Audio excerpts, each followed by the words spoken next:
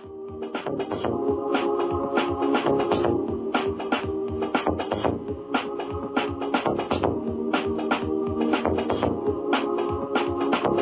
to the What Really Happened radio show. Because World War III is a really bad idea.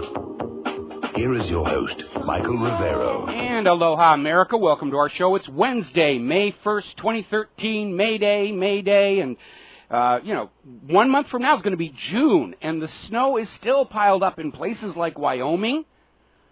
And they've talked about, apparently, European measurements are saying they've had the coldest April in the last 25 years. And still the carbonazis are out there waving this stuff around. And I'm mentioning that at the top of the hour because we've got a story regarding Scientific American I want to get to in a little bit to show you just how propaganda really does work out there. Now, the big news today over in the corporate media is Boston police have arrested and charged 3 more people in connection with the Boston Marathon bombing case. Turns out 2 of them were already in custody anyway, but they're making a big deal about this. In fact, CNN is hardly reporting anything.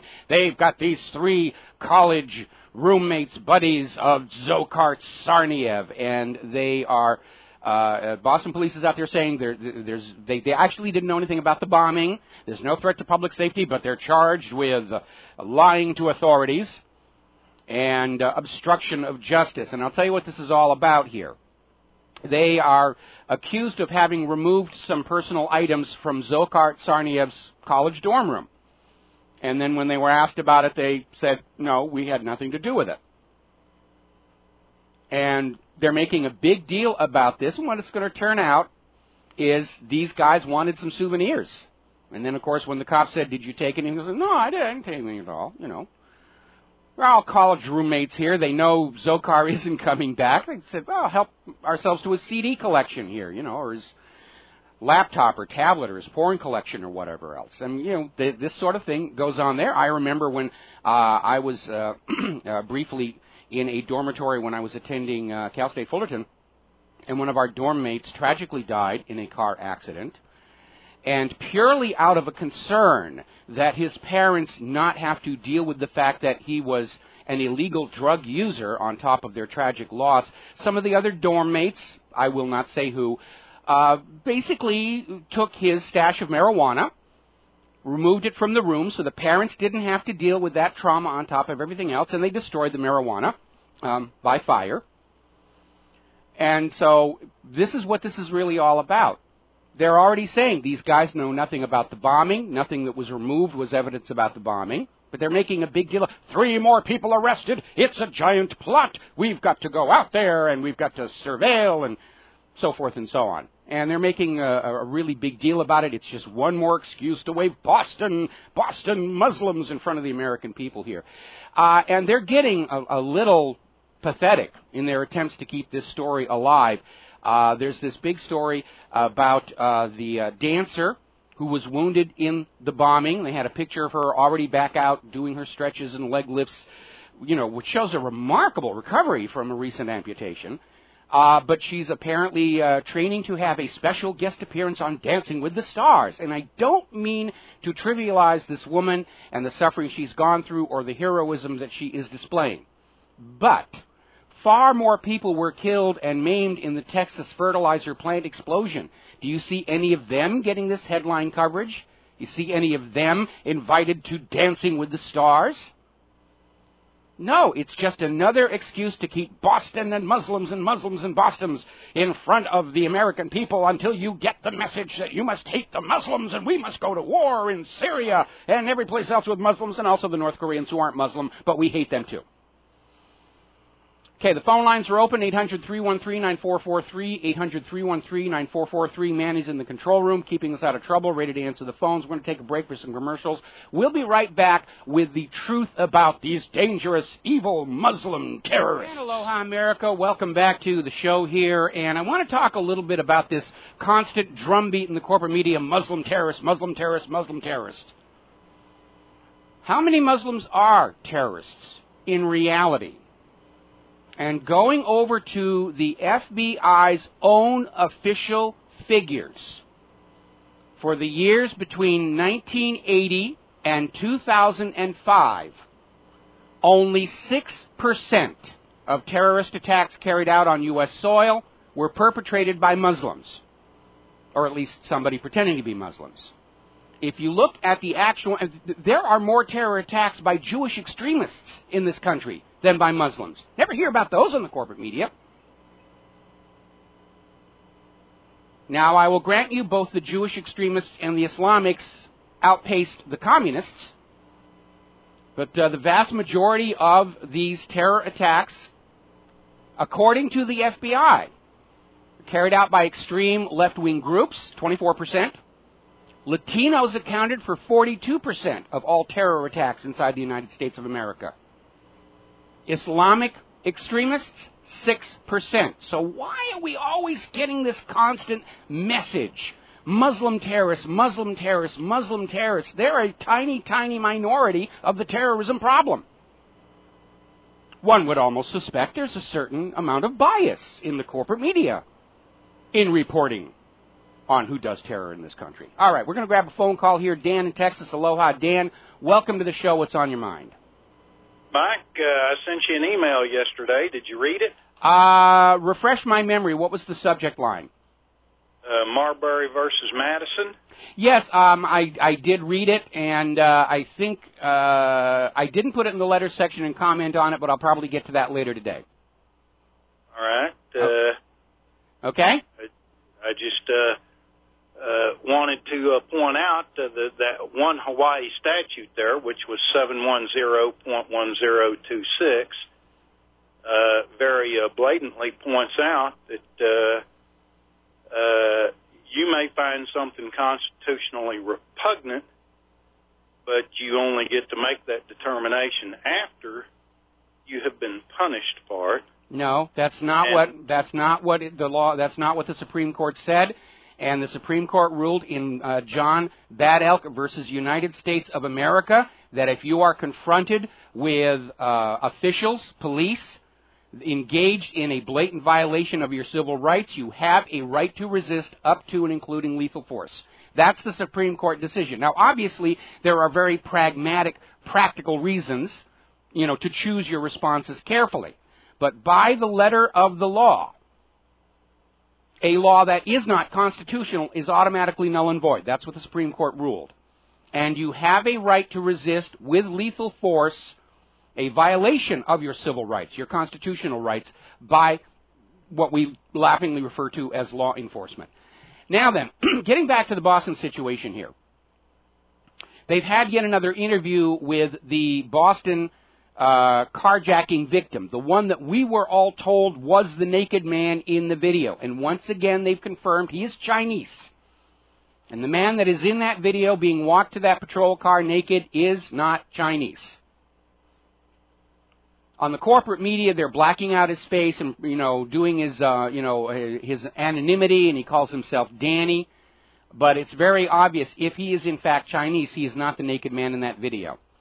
Now, we're following up here on the uncle of the Tsarnaev brothers, the one that he's the media darling because he's out there talking about Islamic radicalization and, how they could have done such a terrible thing, and his very questionable connections continue to surface. We already know that he is married to the daughter of a top CIA official, and CIA is a very closed community. You're either in or you're out, and once you're in, you stay in. Nobody leaves the Central Intelligence Agency other than in a wooden box, or occasionally a canoe.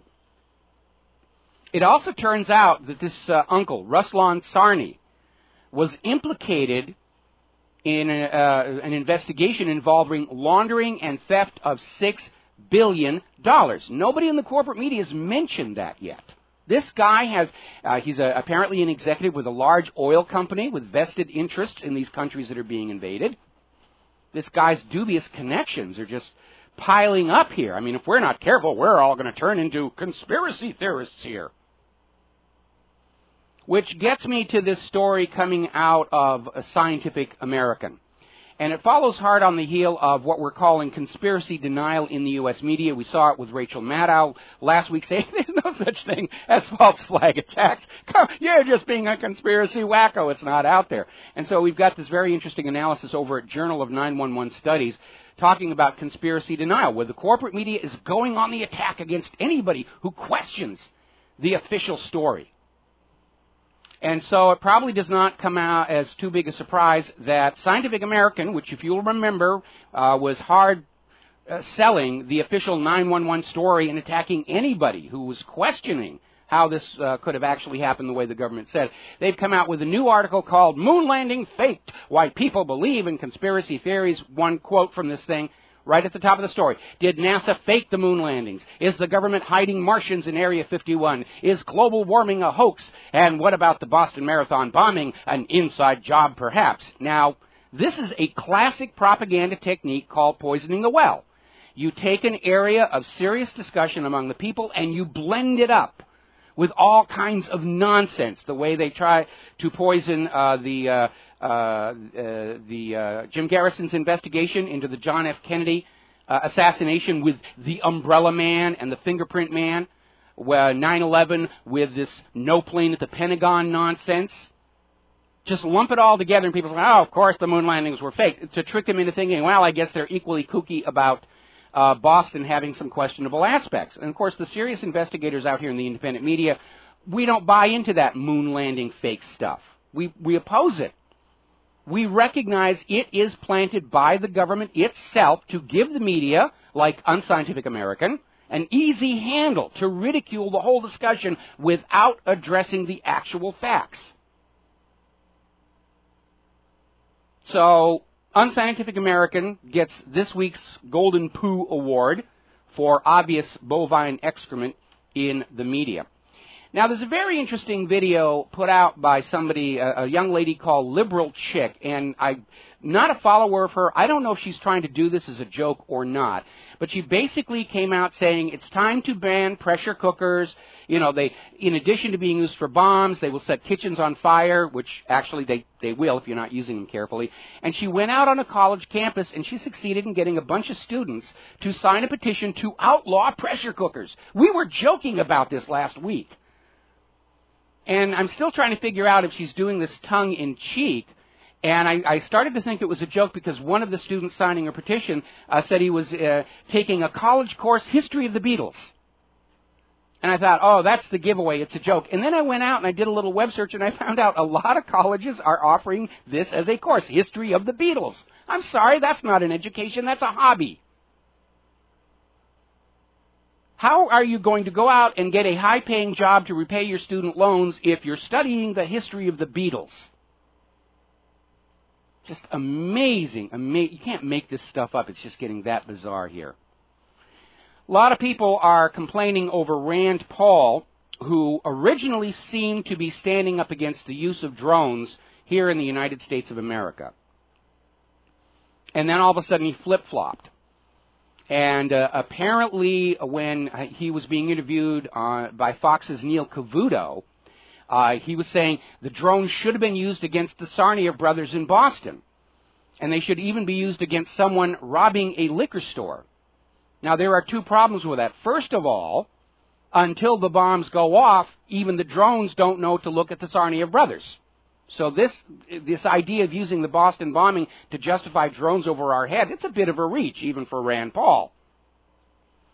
Second of all, if I were the owner of a liquor store, I would rather lose $50 to a robber, who in this economy may just be trying to feed his family, than lose $25,000 in damage from the drone strike. So Rand Paul is proving once again that he is not his father's son. In fact, if I were Ron Paul, I'd be having a real long discussion with my wife right about now. Anyway, we were talking yesterday about how CNN is coming out there with this idea, if you're not doing anything wrong, why should you care if they're watching you? And we came up with our counter-arguments about how government agents, officials, will steal your business information and use it to make a profit at your expense, if there are no controls and surveillance. But somebody else here, and this was over at ingeniouspress.com, said the perfect counter-argument to CNN is simply, if the police and the government are not doing anything wrong, why should they care if we film and spend time watching them? And, of course, as you know, there's a very clear double standard. The government wants to spy on you with drones and listening devices and TV cameras, but every time you try and go and film the police, they'll take your camera. They'll smash it, even though the courts say you have a right to do it. So sauce for the goose, sauce for the gander. If we should allow complete surveillance of all of our activities because we haven't done anything wrong, the same should apply to the police departments. And we know the reason why the police confiscate cameras. They don't want to be seen. They're doing things that do violate the Constitution. Anyway. Now, the corporate media, we're going into a commercial break here. When we come back, talking about Obama's latest promise to try and close Guantanamo. I'm really trying my best. Bull biscuits. We'll be right back after Aloha, America. Welcome back to the show. So the corporate media is waving around the fact that Obama is promising he's going to try closing Guantanamo again because it makes America look bad. It's a stain on our national image. And it is, but it's only one of many. And apparently he was out there at a press conference marking the 100th day of his second term, and he's saying Guantanamo should close. You know, I'm going to go back on this. I'm going to re-engage with Congress to try and make the case this is not something in the best interest of the American people. Well, bull, Mr. President, Mr. Obama. Barry. Obama does not really want to close Guantanamo. Guantanamo is a military base, and Obama is the commander-in-chief. He can close it instantly with a single lawful order, but that's not what he wants. Because those people still in Guantanamo have proven to be a major embarrassment for the United States of America. Many of them are innocent of any wrongdoing, and now it has come out that even back during the Bush administration, the government knew most of these people were innocent. They were simply named in exchange for the reward that was being offered. You know, think a terrorist, you'll get all this ink and paper stuff coming right out of the Federal Reserve here. Oh, yeah, sure. Get Ahmed over there. You know, he did bad things to my sister anyway. Let's get rid of him. And they wind up in Guantanamo. And these guys have been tortured. In some cases, things worse than waterboarding. And they're a huge political embarrassment for the United States of America. Apparently, this former government official who's willing to testify said that the government knew these people were innocent but didn't want to let them go to save embarrassment. That's it. That's the reason they're being kept there. And that agenda has not changed. The U.S. government does not want to be embarrassed.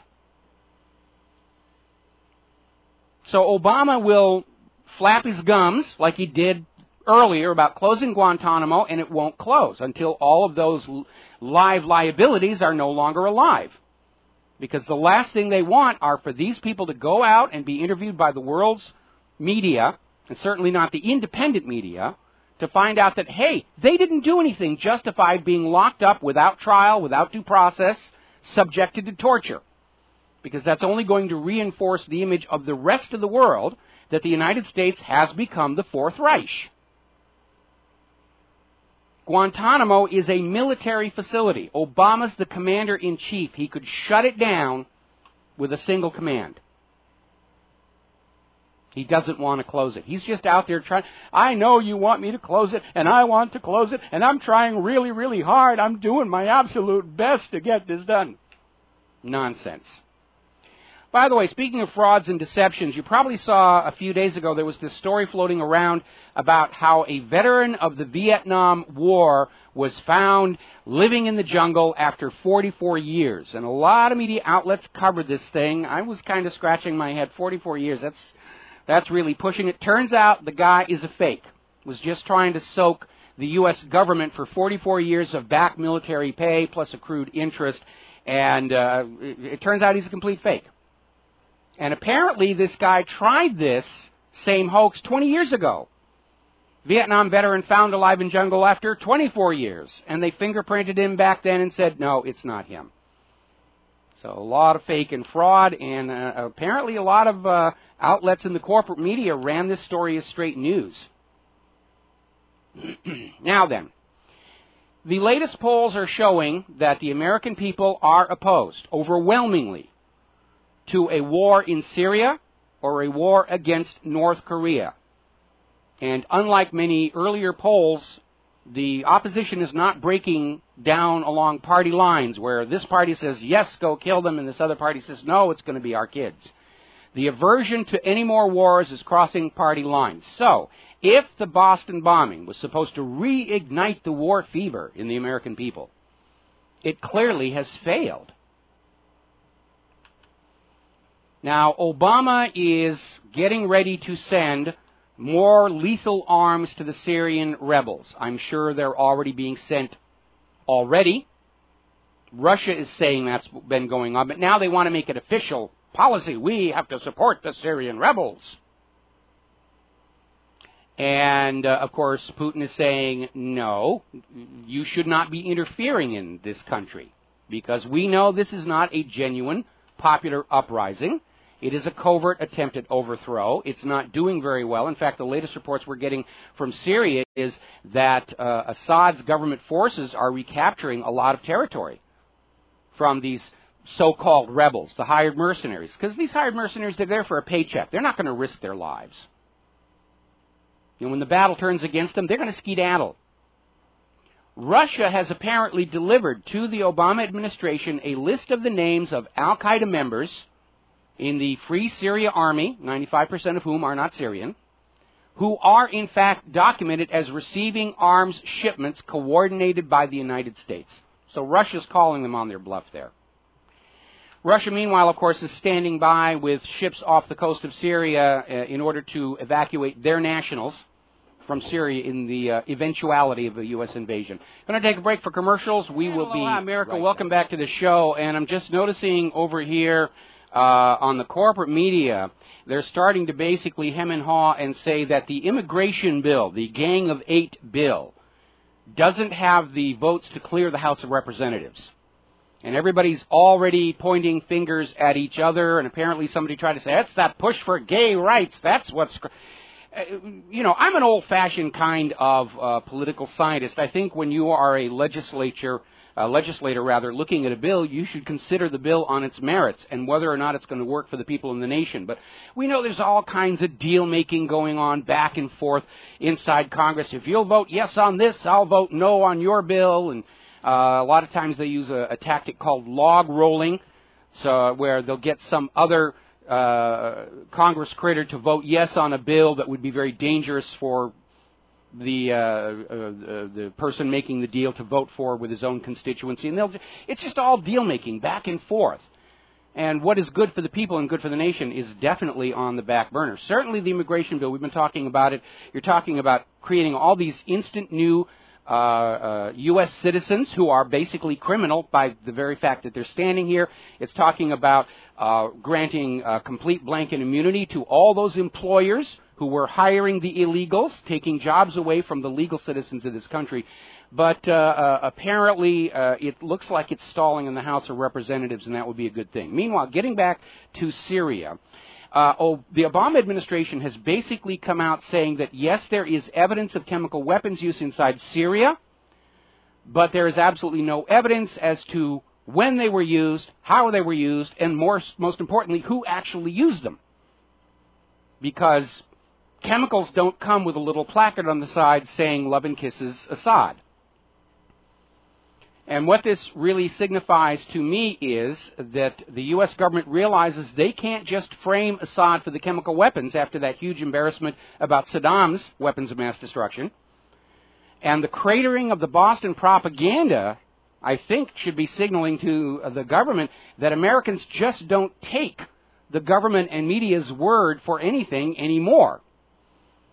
Now, there's another possible interpretation, and that may be that Obama is holding off on Syria because he wants to use that as a bargaining chip with the Congress. You know, pass CISPA, pass the immigration bill, and then I will give you the war that you want. We know that kind of deal-making gets done. That's how we wound up going into Vietnam, to buy off those who wanted to go into a new invasion of Cuba, which would have triggered a nuclear war here.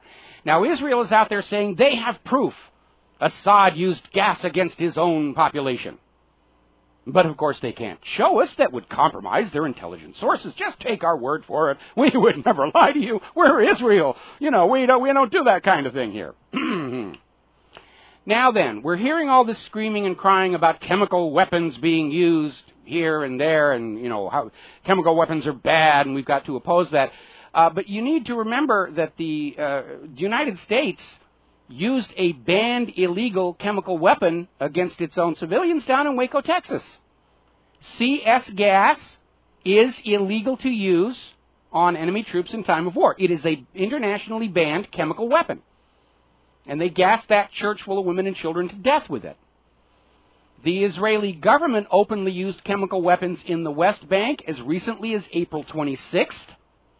They were using white phosphorus during Operation Cast Lead. That is internationally banned for use over civilian areas. It's banned for use as a weapon. Its only legal use is in marking flares, which are a lot smaller than that shower of white-hot sparks we saw coming down over those schools. The French government gassed hundreds of their own protesters in Paris back on April 24th. The U.S. government has used chemical weapons to break up Occupy Wall Street. Even rowdy college parties. Oh, they're too noisy. Throw in the gas here. The United States and Great Britain sell these chemical weapons to repressive governments around the world.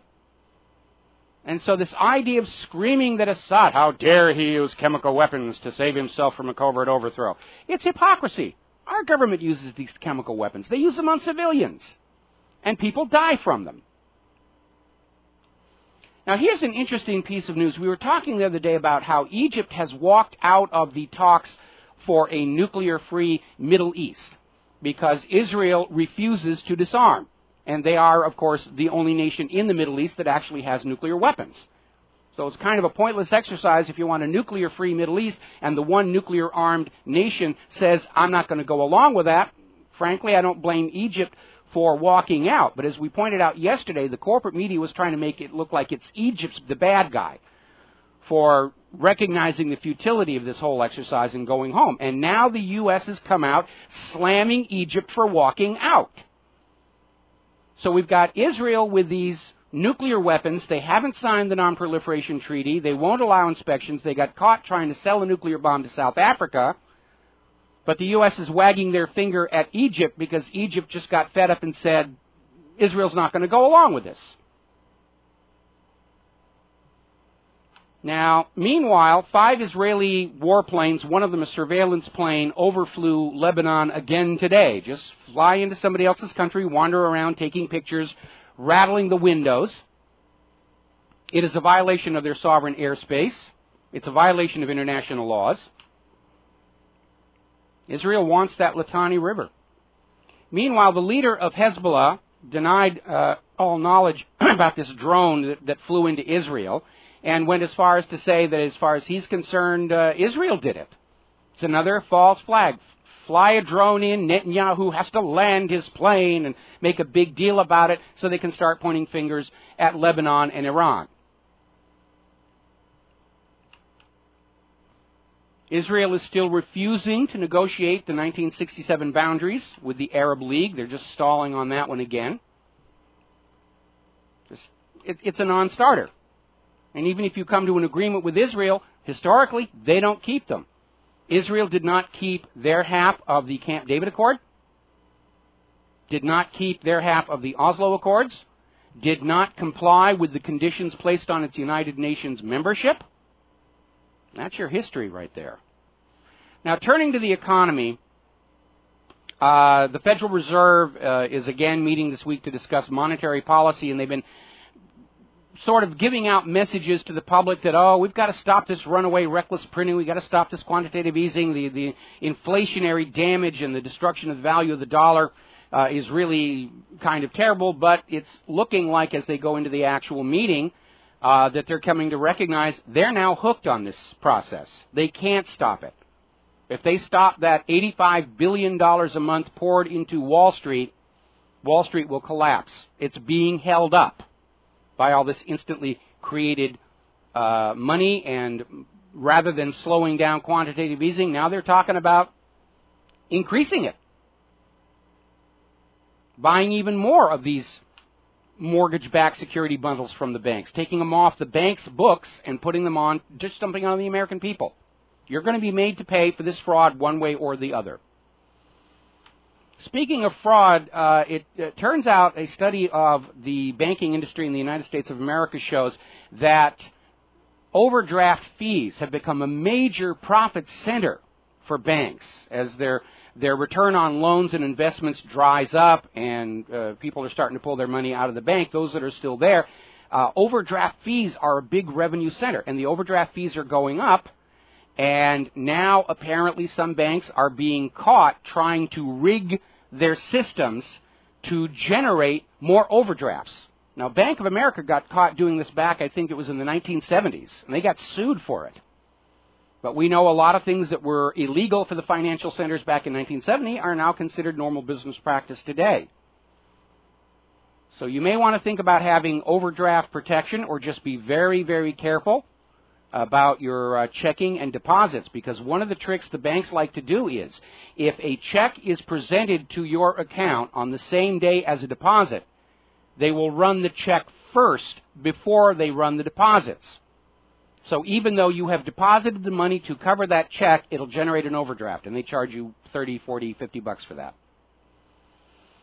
Now, we are seeing physical gold and silver shortages all over the place. There's an interesting article over at the Telegraph in Great Britain. Gold buyers forced to go on a waiting list. The gold dealers are so short of physical, they're just taking names and saying you're going to have to come back, and they're only allowing you to go on the waiting list if you're buying above a certain level. One of our listeners sent in a photo of the door of their local coin dealer, and it's just saying, we're out of this, we're out of that, we're taking orders, and, we'll get back to you as soon as we can. The physical market has dried up. Inevitably, of course, this has opened the door to massive fraud, and we are once again getting warnings of fake silver coins and silver bars appearing on the market, some of which are easy to detect with something as simple as a pocket magnet, others a little bit more sophisticated, and it's just a reminder. You should not be buying and selling your gold and silver at the local flea markets, because those people will be gone the next week, unless you've known them for a very, very long time. You need to stay with the reputable dealers, and of course this is the usual plug for Republic Trading Group, because when you're buying your gold and silver from Republic Trading Group, you're not only protecting your own wealth, you are helping to support Republic Broadcasting. And Republic Broadcasting, and what really happened, we do need your support. Have you noticed how much money people will spend to save the whales, or to fight global warming, or feed the helpless little kittens, and how little they seem willing to spend to stop a potential global nuclear war? It's kind of a weird little shift in consciousness there. Over in Connecticut, they're starting to pass some very draconian laws on their gold dealers. All gold transactions have to be recorded, whether the dealer is buying or selling. Connecticut wants a record of who is in a position to be selling physical gold and who is buying it. Why do they want that record? Well, because obviously somewhere down the road, when they've succeeded in taking away the guns, they're going to be knocking on doors and saying, our records show that you have 15 ounces of gold rounds, and we need to take that from you to prop up the banks here. And here's a stack of ink and paper things that are just as good as gold. Really, trust us. Of course, that's what they said about all these gold futures contracts. Remember that guy who went to the depository where his gold was being stored, and he asked for it back, and they said, all we can give you is a warehouse receipt to prove your gold is there. And he said, I don't want the piece of paper. I want the physical. Well, the paper is all you're getting. We're sorry about that. Talk to our lawyers. So the physical market is drying up right now. All righty, let's see. Over in Europe, one of Chancellor Merkel's advisors is saying that he's giving the euro only a limited chance of survival in the medium term. And still towing the company line that the European Union and the euro can be saved, but they can't. For the same reason the dollar can't be saved. It all goes back to the privately owned central bank issuing the public currency as a loan at interest, which by design produces more debt than money with which to pay that debt. And look how desperate they are to just keep this thing ticking along for just another few weeks and few months. They're literally stealing from your savings accounts. People are debating what happened in Cyprus. Was that a haircut or was it a scalping? No, it was a robbery. The banks robbed their customers to keep their little ledgers in the black. It's not really working. Nigel Farage has come out basically saying that we could see widespread, wholesale, violent revolution all across Europe when the European Central Bank and the euro finally do collapse. And I think he's absolutely right here. Now, over in Spain, where they're still rioting and demanding that that government step down, the government has come out with dramatic changes to their tax laws regarding foreigners who are living and own property inside Spain, and is putting these foreigners in a really huge problem, because most of them would like to simply pull up roots and say, all right, if Spain is going to hit us this hard, we're going to leave. But if they own property in Spain, they can't sell it because this real estate market in Spain is in the Al-Qaeda. And so now they're worried about a Cyprus-style grab over there in Spain. Meanwhile, Angela Merkel, and I think she's being a little reckless with that, she's out there screaming, France is now Europe's biggest problem child. They're not flogging their serfs hard enough. They're not taking enough tax money from them. They've got to, deal with austerity and the rest of that. And I wish Merkel would shut the heck up for a very simple reason. If she keeps standing up there and screaming about the rest of Europe not towing the line, she's going to set Germany up to be blamed for the Third World War because, hey, that worked the last 2 times. It was all about the banks and banking, and Germany got to take the blame. And if Merkel doesn't shut up, she's opening the door for Germany to get the blame for the collapse of Europe. Now, meanwhile, over in Cyprus, their parliament has now passed the latest bailout deal to borrow more money, to plunge their people further into debt to the European Central Bank. And, of course, along with that bailout deal is more austerity, more firing of public workers who will not be able to find jobs in the private sector. We know this entire austerity theory was based on an erroneous Excel spreadsheet that nobody went through and double-checked before they started setting governmental policy with it. And so it is a failed premise. But like global warming, hey, we hitched our reputation to this policy, and we're going to see it through to the very, very end here. Anti-austerity protests are hitting Slovenia. They're apparently quite major difficulty over there, and as at least partly as a result of that, Moody's has cut Slovenia's credit rating to junk status. And remember, all it is going to take is just one country in the European Union defaulting on its debts, and you're going to see all the dominoes start to fall, and it's going to wind up right at the doors of Wall Street because of those trillions of dollars in derivatives. And now we don't really know what the total exposure is. Everybody keeps fudging the numbers around. We know J.P. Morgan is something like $60 trillion exposure on derivatives all by itself. Deutsche Bank is even more than that, $74 trillion. And they don't have the cash to make good on those claims.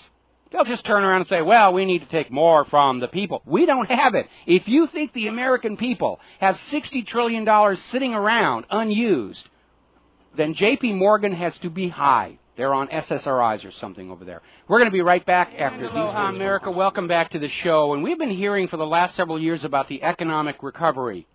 And it turns out, and you don't need me to tell you this, it doesn't exist. Virtually all Americans, the 99%ers, have lost financial ground continuously since 2008. There is no recovery. It's just a pleasant little fiction that the government and the corporate media want you to think is going on. And as it turns out right now, U.S. home ownership is the lowest it has been in the last 18 years. And home ownership used to be considered the benchmark of how good the economy was doing. And it's now at its lowest point in 18 years. The reality is there has been no recovery. The U.S. economy is tanking in slow motion. Like one of those videos of the car crash hitting the barrier, and they do it in slow motion, and you see all the little crinkling and the dummies flying around, and of course we're the dummies in this wreck. Out in California, and I used to think of California, when I lived there certainly, think of California as kind of a free, tolerant, open society. And now they're definitely going the other way, because apparently there is a new rule in California. Political demonstrators are not allowed to ride public transportation.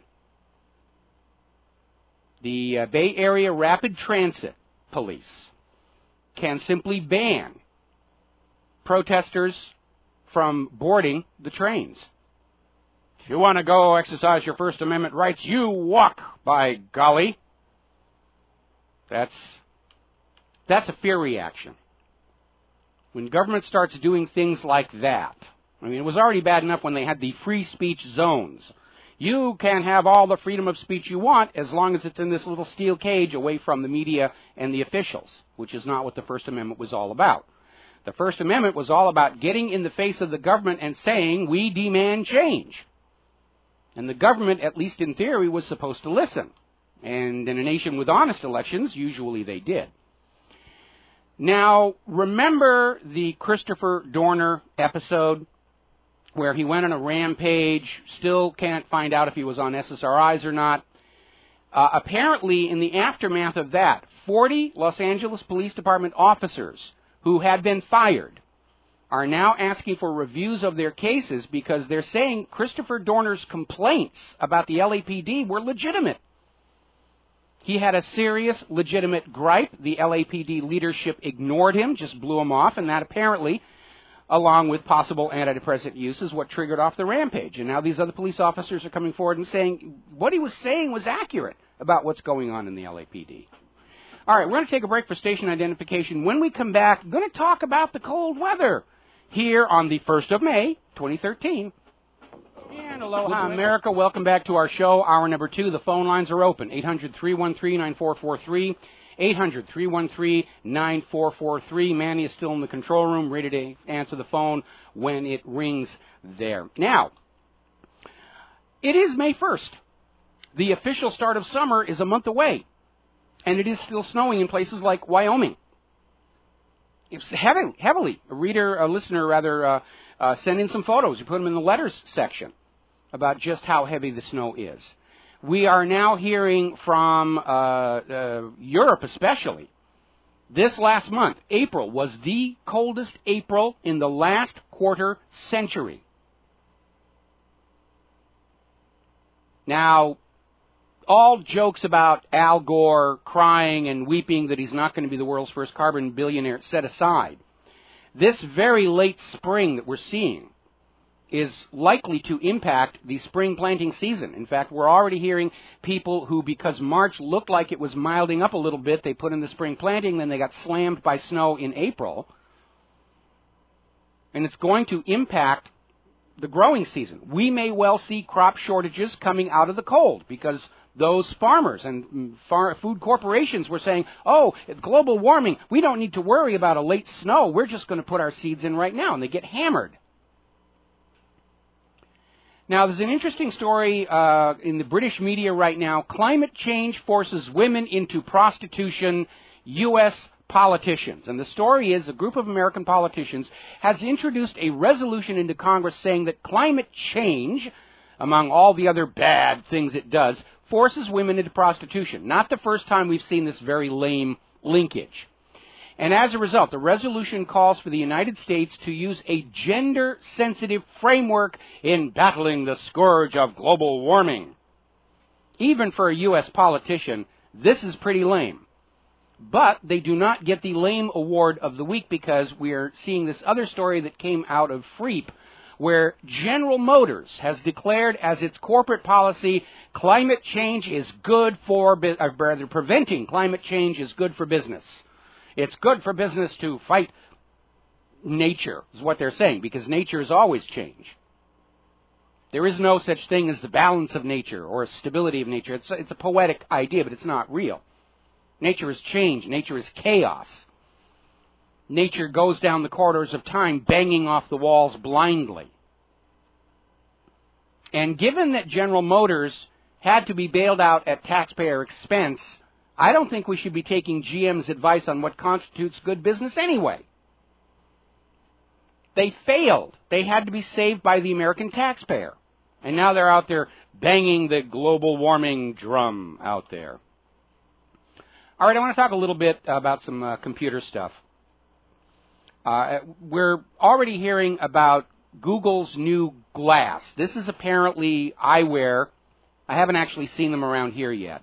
But the idea is it is a pair of glasses that have within the lens a display device. So it feeds information directly into your eye. And the glass apparently has cameras and microphones, so it's basically recording everything that you say, do, and look at for your personal perusal or for anybody else who can get in there. Apparently, the Google Glass has already been jailbroken. And the person who did it says that the Google Glass security is ineffective. He's probably right about that. It's a small little device.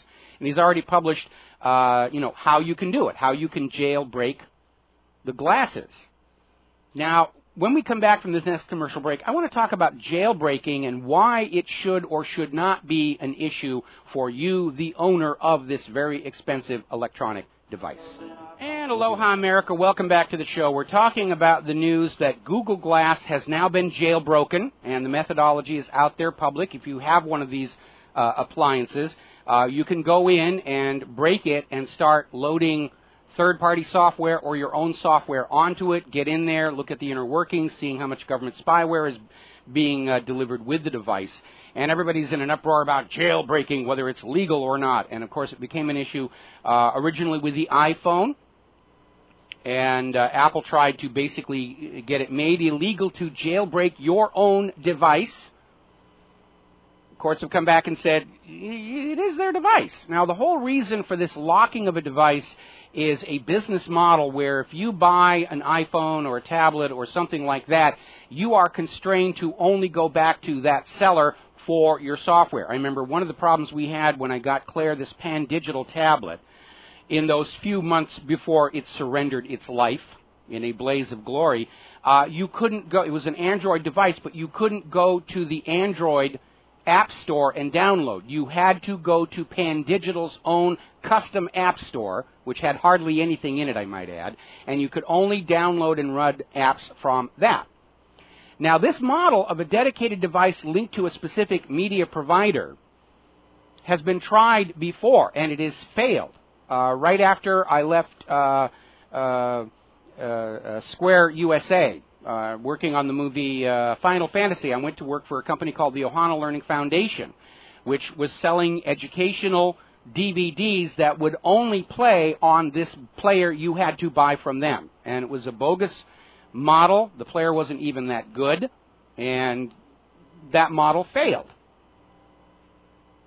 So I'm an old-fashioned kind of guy. If I buy a piece of equipment, I want to be able to use it however I see fit to use it, as long as I'm not committing a crime somewhere. And if I screw it up, it's my fault. I got to accept responsibility for that.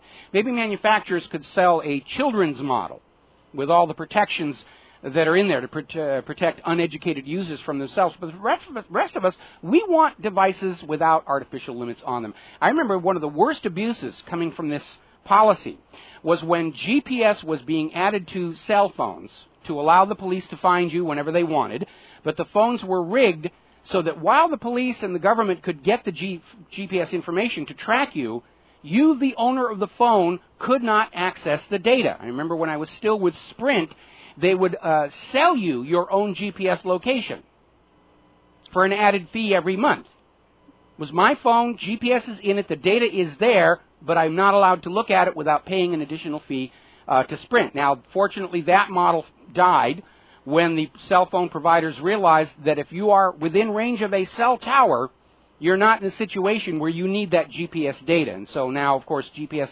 availability is the norm. But it betrays this mindset where when you buy an appliance from one of these companies, they see it as an open invitation to sell you more product, to loot you for everything they can get. And I think that whether it's Google Glass or the iPhone or the tablets, that we should be allowed to go in there, look at the code that's on there, write our own code for it without restriction, go to anybody who's selling an application and say, yeah, this is cool, we want it. I'll give you another good example. On the iPhone, you know, on your normal household phone, you can set them up so that if people are calling you from known annoying numbers, it will, you know, it'll block. It'll go directly to voicemail. You can't get that on the iPhone unless you jailbreak it and get it as a third-party app. And I don't want Apple making that choice for me that I will hear phone calls from telemarketers who have been told on the do not call list not to call me, and they're doing it anyway because they're doing it from outside the United States where the do not call list does not legally apply. I remember in the early days of the microcomputer revolution, the INZE 8800 or the Commodore 64, when you got it, you could do whatever you wanted with it. You could go in, you could read out the entire operating system in machine code and tinker with it if you wanted to. And if you broke it, you got to live with that. Today, computers are being walled off from their owners, where you're allowed to touch the keyboard and the mouse and look at the pretty lights on the screen, but you're not allowed to know what's inside there. You're not allowed to go in and modify it. Oh, no, you don't get that right when you own the actual device. It's like buying a car, and then the manufacturer says you're not allowed to put a better fuel injection on there unless you get a licensing fee from us. Kind of a weird situation. Interesting story that just crossed my desk here involving these electronic poker machines you see in Las Vegas. And apparently this gentleman named John Kane had been playing on one of these poker machines and just winning and winning and winning and winning and made a huge amount of money, and the casino said, oh, there's something wrong here. And they tried to arrest and charge him under the under laws against hacking, the Computer Fraud and Abuse Act. But it turns out he didn't hack this poker machine. It had a software bug in there, which he had discovered and just kept using over and over again. And now the courts are saying, look, the Computer Fraud and Abuse Act is intended for people who intentionally break into a computer to cause mischief. And if the problem is inside the firmware that came from the manufacturer, you can't charge this guy. Whether the casino will be compelled to give him his winnings or not is another matter entirely. Now, there's another story coming out here involving a piece of software called FinFisher. And it purports to be one of these many, your computer might be infected, download our full paid version, and you will have your machine back again. And there's unfortunately a tremendous amount of fraud in these pitches. The free version will falsely report you've got problems that you do not actually have, and in some cases, and FinFisher is one of them, when you download their tool to fix your computer, it downloads a whole bunch of other malware.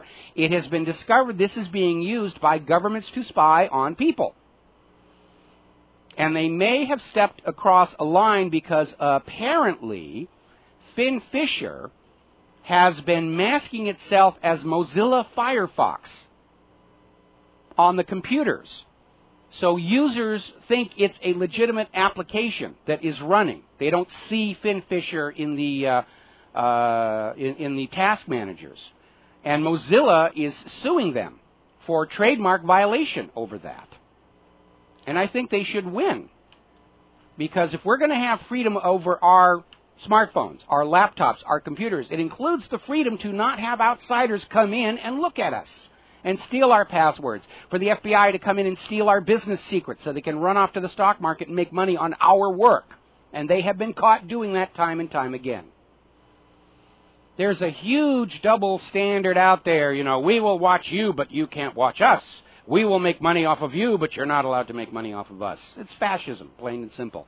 Over in Britain, they have just changed their copyright laws where if you post a photograph to Facebook or Instagram or any of these other sites and you do not explicitly put a copyright notice on there, Facebook and Instagram can take your picture and resell it commercially, without your permission, and certainly without paying you any kind of royalties or residuals. But, of course, if you take one of their copyrighted pictures and use it, the lawyers are going to be showing up like crazy. So if you have a really good picture, something that you're proud of, just get out the Photoshop and down on the bottom corner, put it, copyright, your name, the date. If your photo editing software allows you to get into what's called the EXIF data, there is a specific spot in there to put your name and copyright information. Because if you don't, under British law, they can simply take your picture and resell it. Alrighty, want to talk about some science and health issues. This is stuff that's kind of been building up over the last couple of weeks and I haven't gotten to. Over at Princeton University, a research team has demonstrated that if you are eating high fructose corn syrup as a sweetener, you will gain more weight than if you were eating the same caloric input of natural sugar, plant sugar. So this idea, remember when the high fructose corn corn syrup industry was trying to rebrand and call themselves corn sugar, and they had that huge ad campaign. You can't tell. There is no difference. And we already know that that's a joke because I have no problem with regular, ordinary table sugar. But high fructose corn syrup will trigger an insulin reaction. I'll go hypoglycemic on it. So I have to avoid that stuff. Now we're getting further research that high fructose corn syrup is not, in fact, the same as sugar. That you will gain more weight while you are eating it, consuming it, even if it's the same caloric value. 100 calories of high fructose corn syrup will put more weight on you than 100 calories of table sugar. And it gets even worse than that. Apparently, one of the forms of high fructose corn syrup that has been in our food supply for decades is called HFCS 90. High fructose corn syrup 90. It's been sold in food and beverage. It has never been tested to be safe or approved for sale by the Food and Drug Administration. It's been in your diet for years. Never been tested for safety by the FDA. When we come back from this commercial break, I'm going to give you a little bit more on this story. It gets even more bizarre than that. So we're going to take a break for commercials. Join us on the air, 800-313-9443. And aloha, America. Welcome back to the show here. And we're talking about high fructose corn syrup. We're talking about how these Princeton researchers have discovered that contrary to the claims of the high fructose corn syrup lobbying people, who are trying to say it's just like sugar, that you will gain more weight eating high fructose corn syrup than you will from an equivalent caloric volume of ordinary table sugar. Okay, now we then go on to this idea that one of the forms of high fructose corn syrup, HFCS 90, has been sold in food and beverage products for years, even though it has never been tested to be safe or approved for sale by the FDA. Now, it gets a little more interesting,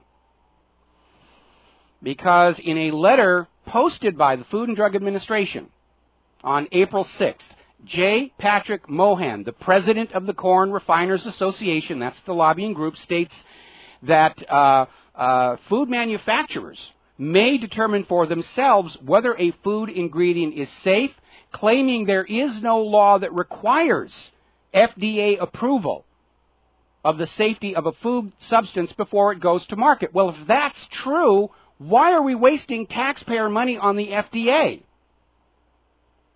I mean, what this lobbying group is saying, we can make whatever we want, and if we decide it's safe, we will sell it, and the FDA's got nothing to say about it. Well, then, hey, you want to save the federal budget, let's shut down the FDA. And considering what a complete total failure they were in preventing the Boston bombing, if you buy the official story, it's time to shut down the Department of Homeland Security, TSA, FBI, and CIA. It's just a complete joke. By the way, another listener just sent me an article from the Star Tribune. They're expecting a record amount of snow, that white lumpy rain stuff, hitting along the Great Lakes area. And they're saying, they're going to have to get the snowplows out again. This is May 1st.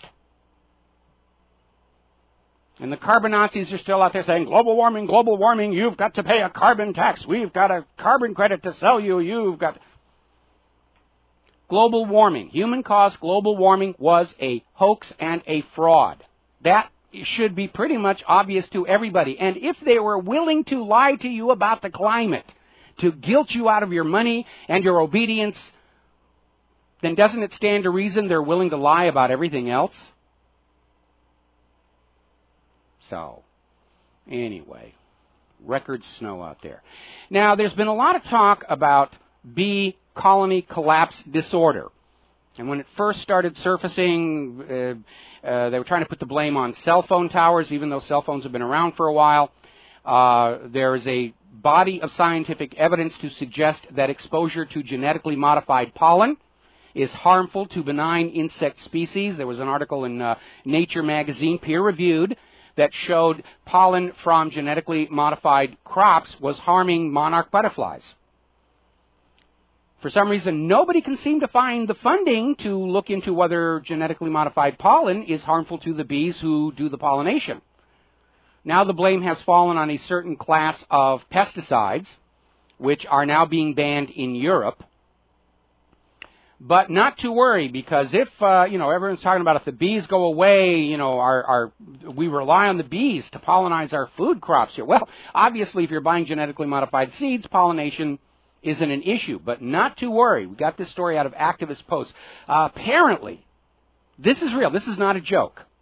Harvard School of Engineering and Applied Sciences is working with the staff from the Department of Organismic and Evolutionary Biology and Northeastern University's Department of Biology to develop a robot bee that you will buy at huge expense to replace the bees you used to have for free, and they will go out and do the pollination on your crops for you.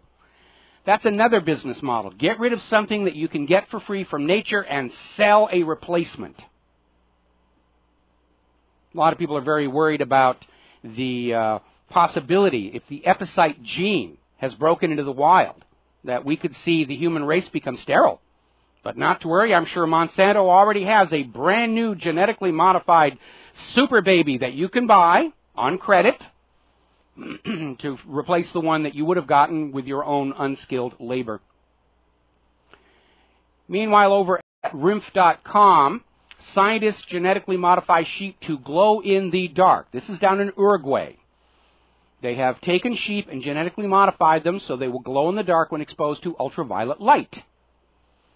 Now, this is not new. Here in Hawaii, one of the first groundbreaking advances in this field involved taking mice and splicing them with the gene from the Aquaria victoria jellyfish, and under ultraviolet light they would glow, which was a blessing to nearsighted cats. And so now down in Uruguay they have sheep that will glow in the dark, which of course is a blessing to nearsighted wolves.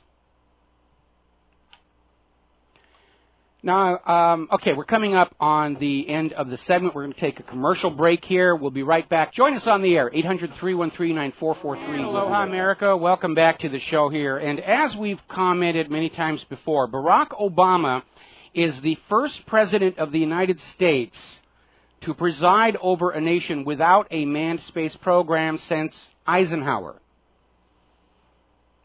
And we are now dependent on the Russians to fly astronauts up to the International Space Station. And because it's now the only game in town or on Earth, the price is going up. It is now running just a hair over $70 million per ride. Round trip. Trip back down is a lot easier than the trip back up. And NASA is having to pay this. And it's sort of underscoring the very poor planning for America to surrender its own manned orbiting delivery system. There were plans for a replacement space shuttle, but they got dumped because we needed to spend the money on Wall Street and Israel and wars. When you look at the sum total of how much of America's wealth has been scraped off and poured all over Wall Street to keep that little Ponzi scheme going, you need to stop and think, what could have been accomplished with that funding?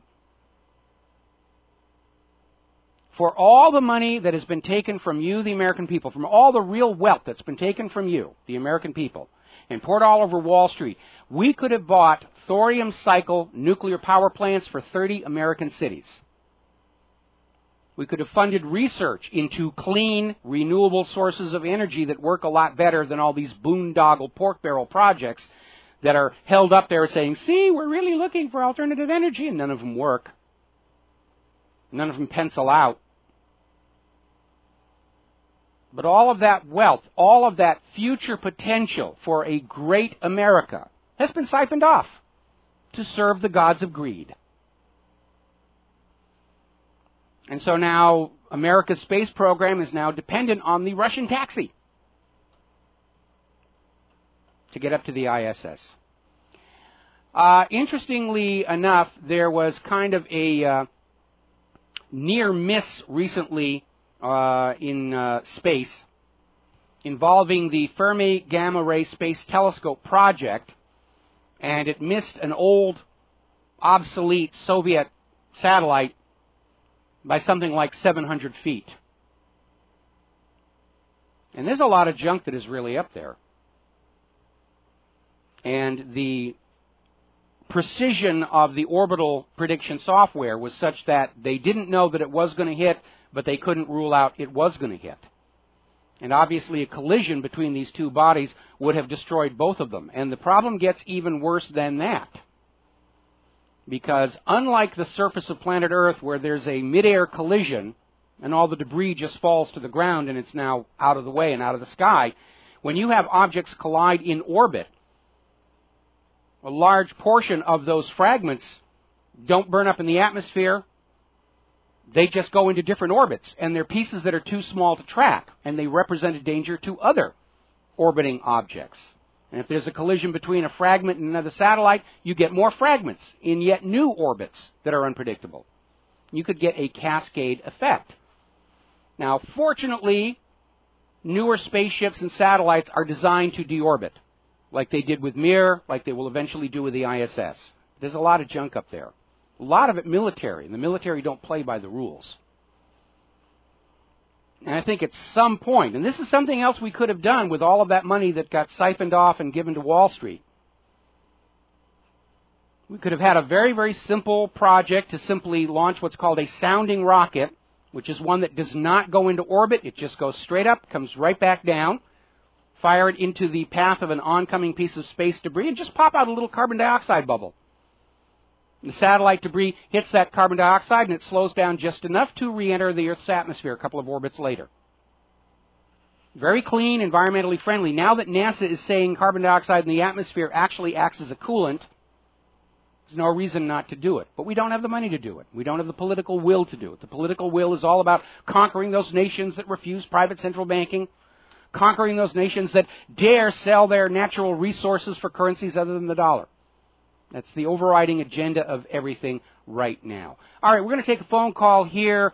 John in Georgia. Aloha, John. Welcome to the show. What's on your mind? Hello, Mike. This is, I meant to call about the bees and the GMO and how everything's being affected. And I moved to South Georgia from Florida about 8 years ago. And when we first moved here, the first couple of years, there was tons of bees around. And now all of the local farmers have their own bee boxes and have to basically supplement the bee population with their private stock. And I've also noticed a couple things. The GMO, we have lots of cotton and corn around here, and all of these GMO plants, there's about 5 of them, weeds, are only where these crops are. And I've noticed that since this has happened, basically in the last 5 or 6 years around here, that the bees have disappeared. The only things we have left are the kind of black wood bees. Mm-hmm. And our crops, I mean, we don't have a giant farm or anything, but we grow our own things, and it hasn't affected us too much. But, you know, if you have a small crop, you can always cross-pollinate your plants by hand with a brush kind of thing, which is a real big pain and impractical for a large field. But I have noticed that a lot of the farmers, and I've spoken to a couple of them, the bees every year they have to replenish their stock. They just disappear after a while. Yes. And, it's crazy. And I noticed the other thing is with these GMO crops is that, what's it called, the Monsanto product, that the combines that go through these cotton fields, prior to them going through there, these giant prickly, I think they're called pigweed or something like that, have to be manually pulled out by people because the combines will choke on them. So they have to send an army of people to go through these fields, and you can't, I don't know if you ever try to do this, but if you try to grab these with a leather glove, they'll go right through it. Yeah, so you basically have to give everybody some kind of tool to go through and throw them into the truck. It's a big hassle, which is kind of silly since this whole the whole Monsanto system is supposed to make it everything a lot easier for the farmer. No, it was just there to make Monsanto a lot richer. And, they buy Congress to basically, and they buy the media. We saw that out in California with Prop 37. Monsanto went to all of the corporate media outlets and said, you will oppose Prop 37 or we'll pull our advertising. And then the corporate media said, oh, yes, Monsanto, we never dare question. Remember that whole Monsanto synthetic bovine growth hormone lawsuit in Fox News? Right now, the money power in this country overrides everything else. Concern for the public safety. Again, going back to this story where apparently food corporations can put out these chemicals in your food without needing FDA approval or safety testing. It's just it's completely out of control. And the other thing is that I've noticed, and I talked to this one farmer, and one of the things that people don't realize is that after being exposed to these pesticides for just even 4 or 5 years, a lot of the farmers and the people that work, literally driving the tractors are having all kinds of issues, blood problems, pains, you name it. It's all these types of chronic issues are starting to creep into their systems. And a lot of the farmers now have these tractors that they're completely enclosed with their own air system, like an air conditioner or whatever you want to call it, to help prevent them from being exposed while they're spraying. And it's very interesting that, they do everything to keep themselves away from this chemical now, except they're still spraying it on all the food and product that they're selling. Yeah, and the glyphosate is being discovered. It is in the food. There's no amount of washing that's going to get it off. The malformed proteins from the gene expression of the modified genes are in the food. If you cook your food well enough, the altered DNA gets destroyed, but the proteins created by the altered DNA are still definitely very much there. That's correct, and your body will reject it and surround it with cellulose, thus causing the weight gain issue, which is another problem. Yeah, it's an ugly mess, and genetic technology is the most dangerous technology humans have experimented with. They're playing with their own life code. One mistake, and it could be an extinction-level event. We were talking the other day about alien civilizations out there in the galaxy, and why are they not here yet? It may very well be that every advanced intelligent civilization reaches a point where they start tinkering with their own life code, and their first mistake becomes their last, and that's the fall of their civilization and their species. Possible. The other thing is, have you heard of the satellite? There's a satellite that's supposedly, it's a dark satellite, they call it. It's about 12,000 years old that's orbiting, and it can be seen over the northern hemisphere at times. Have you heard about that? I've heard absolutely nothing about that at all. And by the way, you can't orbit over just the northern hemisphere. You have to orbit around. Yeah, you have to orbit around the Earth's center of gravity, which means half the time you're above the equator, the other half of the time you're below the equator. That's correct. But what I understand is that this thing isn't visible or isn't detectable unless it's in a certain part, or floating around a certain part of the Earth for some reason. But supposedly this thing is 12,000 years old, and I can't remember the name of it. How do they know it's 12,000 years old if nobody's been to it and nobody can see it? I got to be very honest, this sounds more like the Nibiru, Planet X kind of hoaxes that pop up from time to time here. So I wouldn't spend a lot of time thinking. Yeah, I think very probable. John, we're going to let you go here. Thanks an awful lot.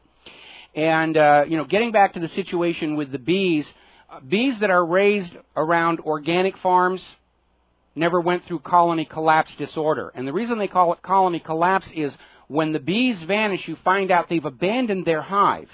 Even the queen bee. And the queen bee, after her marriage flight, to anthropomorphize it, never leaves the hive again for the rest of her life. And so if they leave the hive, there's something in the hive that's really causing a problem. I do think it should be looked into if GMO pollen is causing harm to these benign and useful insect species, but of course there's going to be no funding for that because Monsanto would be afraid of the possible results. And Monsanto right now is running roughshod over the government, over science, over the media. We saw that with Proposition 37. Monsanto's out there to make money. And they don't really care if the products are harmful. They don't serve GMO in their own company cafeterias. They don't serve GMO inside the White House. That's just for you serfs to eat. And I'm sure Monsanto would be perfectly okay. If the bees died out completely, it means everybody would have to buy their pre-pollinized GMO seeds. And Monsanto would be completely in control of the planet's food supply. And it's one more example of how these corporations will destroy what's out there available free from nature in order to force you to buy a manufactured version from them. We're seeing it in the pharmaceutical industry, where they're out there trying to basically shut down natural herbs and supplements. They want to ban the sale of valerian root, as one example, because you can grow it in your backyard, and it's the plant that Valium is made from. But they don't want you growing your own in the backyard. They want you going down to that store and buying something from them. These corporations, for all GM's talking about, it's good for business to prevent global warming, these corporations are opposed to nature. They see nature as a competitor for their line of products. They want it to go away. Had the chairman of Nestle out there saying there is no inherent natural right to a supply of water. And we already have states that make it a crime to collect rainwater to drink. If you want to drink water, you go down and you buy your bottle of water. It's just amazing stuff here. All right, moving right along. Phone lines are open again, 800-313-9443. The Supreme Court has ruled the state of Virginia can legally block out-of-state people from filing Freedom of Information Act requests. So we're seeing more secrecy here. If people are concerned about what's going on in various states, according to the Supreme Court, you're only allowed to file Freedom of Information Act lawsuits against your own state government, not neighboring states. And, of course, when you file a Freedom of Information Act lawsuit against the United States government, they'll come back with one of the many built-in exemptions. I remember one of the most ludicrous things coming out of the Vincent Foster case, when there was evidence that there was, in fact, a second gunshot wound on the body. And Alan Favish launched a lawsuit that went all the way to the United States Supreme Court, Freedom of Information Act, and the Supreme Court basically came out and said, well, dead people have a right to privacy that supersedes the public's right to know if the White House Deputy Counsel was actually murdered. That's how silly some of these things get here. Now, there was a scandal a while back how this prison was effectively being run by one of the prisoners, a gang leader. And this is over at Baltimore Detention Center, and there was drugs. Some of the female guards were made pregnant by this criminal. I mean, boy, talk about a charismatic leader. Thousands of dollars coming in and out of the place. Federal investigators are saying this inmate, Tavon White, claimed he had 25 people, including 13 female corrections officers, helping him with all of his scams. So now Baltimore is starting a program of polygraph testing of all of the corrections officers to see just how bad the problem is. And, of course, the corrections guard union is saying it's a witch hunt. It's a witch. Don't you dare. So they're acting like they got something to hide. Going to grab a quick phone call here. Replicator in Costa Rica. Aloha, Rep. Welcome to the show. What's on your mind? Are you there? Yeah, I'm here. Can you hear me? Yes, I can. You need to speak up. It's a very lousy connection. Okay, I'm sorry, man. But anyway, we got Obama coming to town on Friday. You have my sympathies. And the black... Go ahead. You have my sympathies. Yeah, the funny thing is, it's kind of like Darth Vader is coming to town, because the Blackhawks started flying over the valley last night, at night, unmarked, unlit, kind of like makes us feel like it's a show of force, you know? That's exactly what it is. Yep, and now they're closing all the streets around where he's going to be in town, including my neighborhood. I don't know whether I have to, like, shelter in place or whether I can open my business. We haven't been informed by the municipality or anything, but it just seems to me all this he's going to come and visit the ambassador and talk to the president and so on and so forth. But it's literally, I'm telling you, Mike, it's very oppressive. It makes us feel like that the military's just offshore, and if any funky thing happens, here comes the drones kind of feeling. You know, it's surreal. It is. It's terrible. Every time he comes out here, the entire island goes on lockdown. When they were out here for the APEC conference, they shut off our street. There is no other exit to it. My wife couldn't even get to her church, and she sings in the choir, and she had to call the pastor and say, I can't make it. I got this Humvee with a machine gun pointed at me right now. Got to take a break for commercials. Hello, America. Welcome back to the show here. And I'm watching on the corporate media, and they're still going on and on about these 3 people who've been arrested in connection with the Boston bombing. And that's the real agenda, to be able to go on saying, Boston bombing, Boston bombing, Boston bombing, Muslim, Muslim, Muslim. Even though, according to the FBI, Muslims only commit 6% of the terror attacks in the United States of America. The only group that commits fewer terrorist attacks are the communists. So go figure here. But they've made another mistake, because apparently the whole issue is that these kids they've just arrested removed items from Dzhokhar Tsarnaev's dorm room. And one of the items was a backpack full of fireworks. Ooh, horror of horrors. Now, you remember back when they were making a big deal over the fact that Tamerlan Tsarnaev had gone up to this store in New Hampshire and bought fireworks and paid cash for them. So how they knew it was him was never really explained. And these fireworks were what they used to make the bombs. And I pointed out how that's really not very practical, because fireworks do not contain just loose powder propellant. It's a bonded solid in order to make sure that the burn is controlled and it is a firework and not an explosive. And trying to break those up risks detonation right then and there. And now, here we have the backpack, and it's got the fireworks in it. Well, if the fireworks are still there, then where did the Tsarnaev brothers get the explosives to put in those pressure cookers? They're losing control of the narrative on that one. Now, let's see. You probably heard out in Utah they had another major industrial accident with a copper mine, major landslide. It's going to shut down operations. They're going to have to spend months cleaning out the rubble before they can get back down to the pay dirt. It's going to hurt the state economy. And probably another case of a safety margin sliced a little too thin by a money junkie.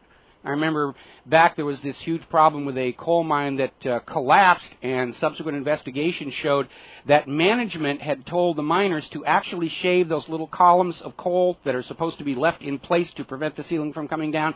Shave them a little bit thinner. We can sell that coal. So, anyway, let's see. Now, up in Canada, they have a new documentary out there called Drug Reactions. And it is a documentary about how these prescription antidepressants are triggering side effects, including suicidal thoughts and acts of violence. And they're looking into just how these dangerous drugs got onto the pharmacy shelves despite these obvious flaws. So Canada gets it. Canada understands these SSRIs are causing these kinds of problems. They used to be admitting it in this country until the agenda of blaming the guns for the violence came along. But remember, the overwhelming majority, possibly 100%, because we don't have all the medical records, but for all those mass shooters being waved by the gun grabbers, for those that we do have the medical records, they were on these medications. But they don't want you to think about that. Oh, you've got to go on buying your antidepressants. There's a lot of money being made. We'll blame the guns. The guns are to blame for violence, just like cars are to blame for drunk driving.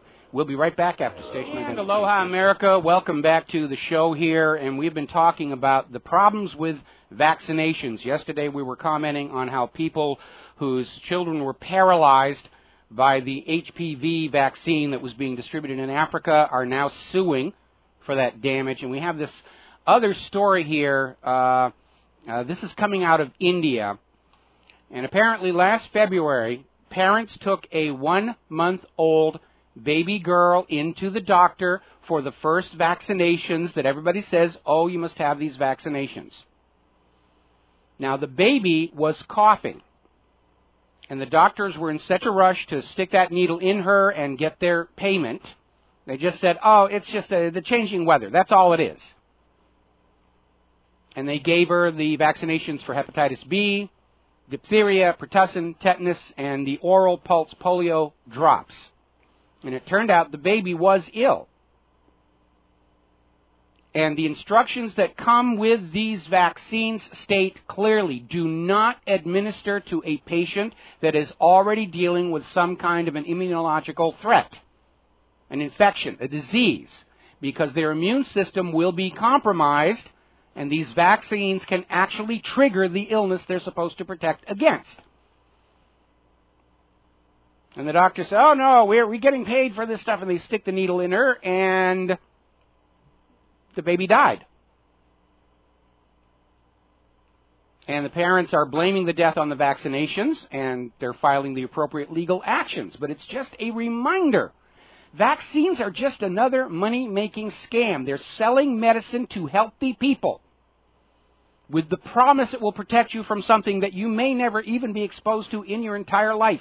It's like the traveling Wild West medicine show. The charlatan would roll this brightly painted wagon into the middle of town. They'd crank down that backstage, and they'd have dancers and singers and girls, and then the pitchman would come on out and say, I'm Dr. Mike here, and out there on the far Great Plains, there's a scourge that is laying waste to the Native Americans, and it's headed this way, but if you will buy a bottle of my snake oil, and just guzzle that right down, you will never feel the effects of this illness.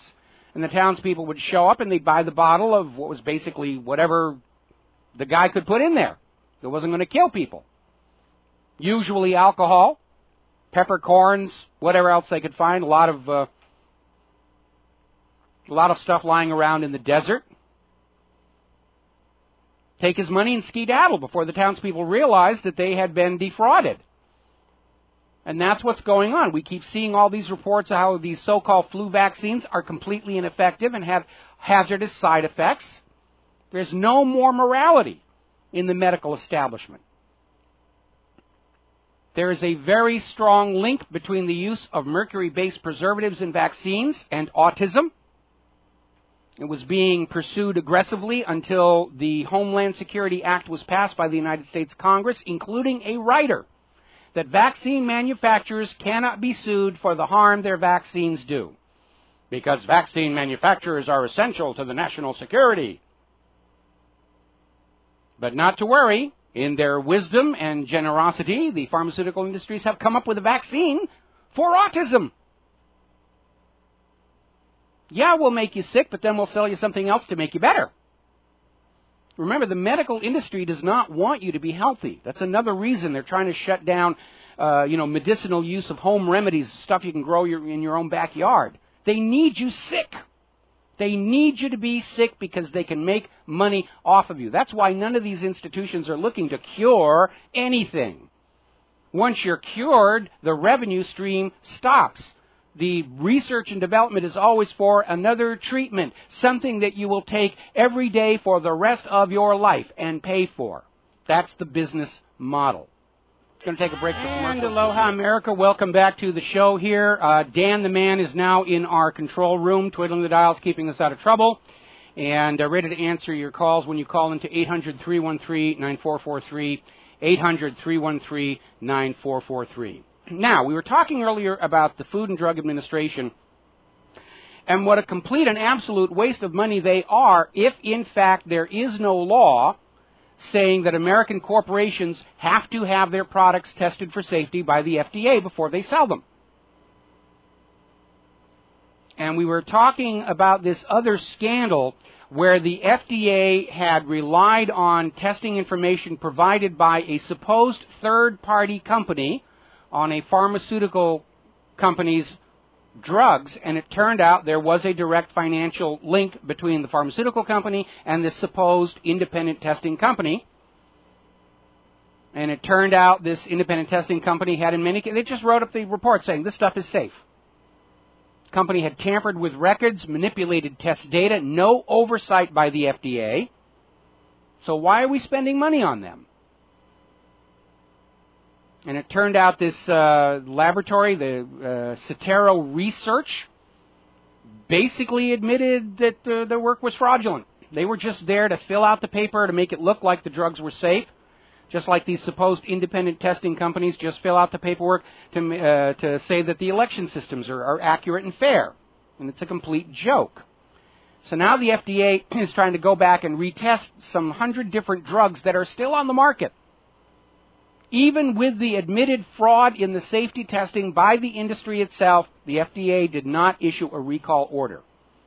And they're going back and and the testing is conducted in secret. They're just going to rubber stamp the thing. Why are we spending money for these agencies that are supposed to be taking care of the country and they don't? Whether it's the FDA looking the other way at fraudulent safety testing until it becomes a scandal, Minerals Management Service looked the other way when the Deepwater Horizon ignored the regular maintenance on the manual blowout preventer that led to the Deepwater Horizon disaster. And according to CBS, oil is still leaking from that wellhead in the Gulf of Mexico. Or the Securities Exchange Commission that let Bernie Madoff rip off his own investors for 12 years to the tune of $65 billion, while people like Harry Markopoulos were coming in and saying, look, this guy is running a scam.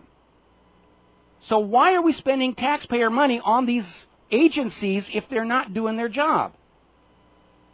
And if the Department of Homeland Security and TSA and FBI and CIA could not prevent the Boston bombing, if you buy the official story, why are we spending money on them? We have a government that is constantly screaming at us about how they're short of money and we've got to have sequestration and we've got to furlough the FAA air traffic controllers, we've got to furlough the USDA food inspectors because we don't have any money. Well, let's fire those sections of the government that aren't doing their job, which is a significant portion of them. Or if they want to go on collecting their government paycheck, let's hand them a shovel and start having them repair the roads. Give them some tools. Let them fix up the schools and the hospitals. Get something useful out of them. But we're seeing time and time again, because of political influence and the money power of the corporations, these workers in these government agencies just sit there collecting their hefty paycheck. And remember, on average, they're making 30% more than the equivalent job in the private sector. And a lot of times you're just sitting there looking at online porn and having a real good party at the taxpayer expense, and they're not doing their designated jobs. Okay, let's see. Going to take a phone call. Glenn Owen in Portland. Aloha, Glenn. Welcome to the show. What's on your mind? I want to thank you specifically for your last remark on the Friday broadcast, what I call the clarification hour when Claire is on with you. It had to do... I'm going to tell her that. Yeah, well, you can see it at realitytestevents.org. Yeah, it has to do with kosher labeling precludes inclusion of any GMO product. Yes. And how would I, it's not because I don't trust you, but I'm playing journalist. How would I verify that? I should tell you this. I just bought the web domain kosherhamandcheese.info. Okay. But I need a second source. Well, the reason I brought that up is because a lot of people have been upset with the idea that a lot of the products that you buy at the store have these little symbols on there saying that they've been certified kosher, and that the price of the product is a little bit higher because, of course, the certification does not happen for free. But as long as it's there, let's take advantage of it. Now, when I was still married to my first wife, Broadzilla, yes. Obviously, we ate kosher, and I did look into it, and there definitely was a dearth of artificial chemicals in there that we had to look at. So when I saw this article about how one of the largest kosher certifications coming out there and saying no GMO at all, I said, okay, here's a chance where we can start using those little kosher symbols to our own advantage, because we know how dangerous these GMO products are. And if kosher certification is saying no GMO, then we don't have to wait for the government to stand up to Monsanto and demand GMO labeling. Better than I could. I love it. Anyway, thank you so much. All right, you got that. Thanks an awful lot for the phone out. call. Now, getting back to vaccines, you will have your needle, citizen. The Centers for Disease Control is rolling out this nationwide program called the Immunization Information System. In other words, it is a national database over whether or not you have gotten your very expensive, costly vaccines that the medical establishment thinks you ought to have. And again, we're coming up on this area where it's no longer your choice. You will be told you must have this vaccine because there is a 0.1% chance that you may be exposed to HPV, and that justifies selling you this $300 shot, of which the doctor gets $150. And it's all about the money. And if you want to talk about inalienable rights of man, control over your own body has to be on that list. It probably was not included in the Declaration of Independence because back then it was such an obvious foregone conclusion. They figured we don't need to worry about that. Everybody is in control of their own body, their own person. And my point here is that when you have a government that says we're going to tell you what you can eat, what you can't eat, what vaccinations you'll have, what medications you may not take, you're not being treated like a citizen with rights anymore. You're being treated like livestock. You go into any of those big factory farms, and don't take your camera because they'll arrest you now. But you go in there and you'll just see the livestock is shoved into little tiny cages. They're loaded up with antibiotics to deal with all the infections the confinement leads to. They're just shot up with all of these chemicals and hormones to make them more profitable, and nobody cares about how the animals are feeling or the customers who buy the products from those animals may be suffering side effects. It's all about the money. And I hold that if we have any inalienable rights at all, a right to decide what goes in our bodies has to be one of the most fundamental. And up until this modern era, it probably was something that nobody even thought about having to talk about. Back in 1776, I don't think anybody was saying, oh, we ought to be prepared for the day when the government comes in and says you must have an injection. And somebody else would have said, what's an injection? So, anyway. Let's see. Down at SSM Healthcare St. Louis, there is a medical malpractice lawsuit. Apparently this patient, Regina Turner, was operated on. Brain surgery. Left-sided craniotomy bypass. And apparently the doctor just wasn't really paying attention, and she was given a right-sided craniotomy surgical procedure, which destroyed her ability to speak. And then 6 days later, they went in and did the surgery on the other side of her head, where it was supposed to be in the first place. So they've basically vegged this patient out. And I wonder who got the bill for that second surgery. Remember, we were talking last week about this study that showed hospitals that make a lot of surgical mistakes were more profitable than hospitals who got the surgeries right on the first try. Because they'd go in, make a mistake, it didn't work, oh, we got to go in again, and the insurance company gets billed, oh, we left a sponge in there, we got to go in one more time, and they bill the insurance company for that. It's all about the money. They don't care about your health. They're there to sell you products. There was another article we had at whatreallyhappened.com today basically confirming what we have known all along. Doctors are over-diagnosing Americans for depression in order to write them a prescription for these very profitable prescription antidepressants. These doctors, forget the stethoscope and the white coat and all the glorification of the medical profession we see on the corporate TV. They're there to sell products. They're pushers. They're bigger pushers than that dark character down underneath the street light on the corner. They're pushers. They're pushing products. They're pushing tests. They're pushing surgery. They're out there to make money. Anyway, as I was mentioning, under these so-called ag-gag laws that have gone into effect, people are being arrested and prosecuted for filming slaughterhouses and what goes on there. And apparently this woman filmed it from the street. She was on public property. And she still got arrested and prosecuted. Don't want you to know how your food is being created. And aloha, America. Welcome back to the show. And we have a little bit of updated information. We were talking earlier about how the Federal Reserve was meeting this week to decide on their future financial fiscal policy, to decide for the rest of us how the economy is going to behave.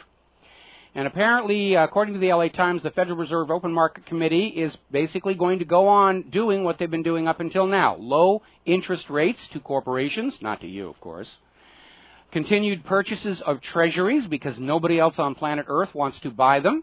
And, of course, they are buying the mortgage-backed securities. These fraudulent mortgage-backed security bundles, they're buying them off of the Wall Street firms that invested in them or sold them and then had to buy them back, and they're dumping them on the American people.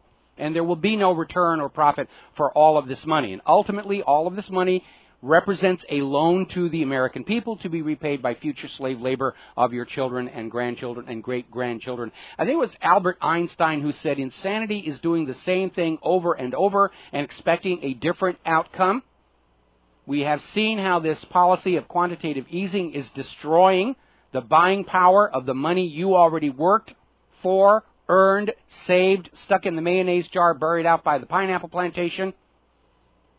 It's just, when they run those printing presses, it's just another way to steal real wealth from the American people to shower all over Wall Street, and they're going to keep on doing it because, hey, it works for them. The 1%ers think this is a great idea. Now then, we were talking earlier about how the Arizona legislature had passed a bill to make silver and gold, physical silver and gold, legal tender in the state of Arizona. That you can have an alternative currency that does not involve currency borrowed at interest from the private Federal Reserve. And it's passed both houses of the Arizona legislature. It is now sitting on the desk of the governor for a signature. I'm not willing to bet that he will sign it. We don't really know. But I imagine right about now the Federal Reserve is calling him up and saying, hey, we'll give you the money to run for president in 2016 as long as you veto that bill. Because those money junkies pull no punches when somebody's threatening their little Ponzi scheme. Look what happened to Andrew Jackson, Abraham Lincoln, John F. Kennedy. These bankers can, will, and have throughout history started wars, sending hundreds of millions of people to death and disfigurement to protect their little Ponzi scheme, private banking scam. And there's no reason for them not to go on doing it over and over as long as we, the people, allow it to happen. So we'll see whether he signs that or not. I'm not making book either way on this one here. Now, I get a lot of emails from the Catholics about, picking on the Catholic priests just because they molested a few 100,000 children throughout the ages. Well, I don't pick just on the Catholics. They seem to have more of a problem with it, but they are not alone because apparently over in Great Britain, they've had a problem with Reverend Robert Dando. This is a Baptist church, not Catholic. And apparently, he was actually jailed for 8 years in the United States, in Virginia, back in 2011, for molesting a couple of boys. And so now the Baptist church is facing millions of pounds in legal costs, settlements. Apparently, after this guy got out of prison in Virginia, he went to Great Britain, got into the Baptist church there, went on doing what he was doing. And this is what happens when your religious institution prefers a policy of covering up these problems rather than dealing with them decisively when they happen. Now, speaking of cover-ups here, we want to get back down to that Arkansas oil spill. Now, because of the Keystone Pipeline, the oil companies have spared no expense, emphasis on expense, to try and keep this story out of the media. They went so far as to have the Federal Aviation Administration, who we would think was busy with dealing with the air traffic control crisis because of the furloughs, but they weren't so busy that they couldn't, were not able to declare a no-fly zone over this Arkansas oil spill. So those pesky media people can't fly over with the cameras and show just how bad it is. And apparently contaminated water contaminated by these petroleum products, is leaking into Lake Conway. Local residents are falling ill from exposure to the toxic fumes. Lawsuits are already being filed. And they're finding more and more animals soaked in crude oil. And they're trying to keep a lid on this whole thing. Now, remember when I mentioned earlier, CBS is reporting that the wellhead from the Deepwater Horizon drilling that led to the Gulf oil disaster is still leaking oil. And apparently we're now getting this other story, this is from the Daily Beast, where they're talking about how there is still oil washing up along the Gulf Coast. And it's just permeating everybody's homes. And the fumes are getting there. And it's not being reported because we can't say anything bad about the oil companies. I mean, they're like bankers. They're above the law. We'll be right back. And aloha, America. Welcome back to the show. And a listener has just corrected me. The governor of Arizona is a woman, Jan Brewer. I slipped up and referred to the governor in the masculine sense. But again, will Jan Brewer sign this bill or not? And I would imagine she's getting all kinds of phone calls from the money junkies promising her wealth and political support if she will veto this legislation. So we'll see what's going on there. Going to go to the phones here. George in Texas. Aloha, George. Welcome back to the show. What's on your mind? Hey, how you doing, Mike? You know, out here in my school district, they ran the, after the Sandy Hook shooting, they ran the Eddie Eagle program about gun safety, about what to do and all that stuff. But the Houston Independent School District rejected it and bringing in an anti-gun organization to teach about gun safety. Well, what they're doing is they're trying to propagandize the children to simply view all guns as evil. And, we have the schools in Connecticut are teaching the kids that the Second Amendment does not apply to them personally, even though that directly contradicts a United States Supreme Court ruling that, yes, the Second Amendment confers an individual right to keep and bear arms, but we're seeing our public school system, it's not about education, it's about indoctrination. And they're trying to send out the message to just so scare kids about guns that they're not going to want to take advantage of their Second Amendment rights. And I saw where you put this up on whatreallyhappened.com. I think gun safety ought to be a mandatory part of everybody's education. When I was a kid, it was. It wasn't taught in the school. But when you reached the age of 12, you got your first firearm and you got the lecture on gun safety and how to handle the gun. And the first time you did something stupid with that gun, you'd get a trip to the woodshed, would keep you eating your dinner standing up for a week. Gun safety was the second religion. And I think every young person ought to be taught the safe way of handling firearms, even if they don't have firearms themselves. Should they encounter one that's been just thrown down in the street by a reckless police officer or something, they know the correct way to pick it up and disarm it safely. Yeah, another thing on the same day that came in the local news is that a small group of parents protested a gun shop sponsoring a Little League baseball team. Yeah, we were talking about that yesterday. And it's like, I would encourage anybody who has a business or a gun shop, or even want to represent a Patriot group, I say start sponsoring Little League teams.